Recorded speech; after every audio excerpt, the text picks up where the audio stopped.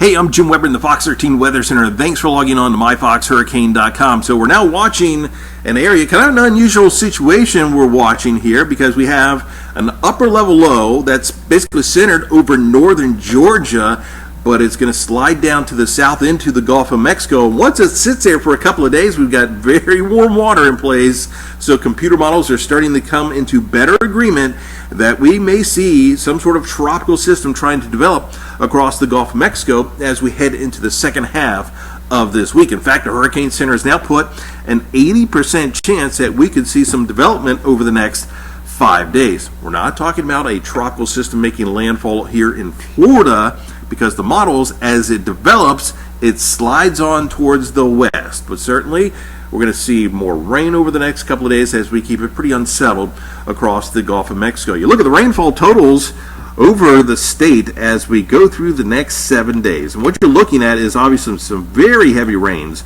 across the Gulf of Mexico, but that also extends over much of the Panhandle and then the west coast of Florida. We're seeing many areas sitting anywhere from between, say, 3 to 7 inches of rain over the next several days. So here's the European model. Notice it developing across the Gulf of Mexico, and already by Thursday you're seeing more of that westward movement with this.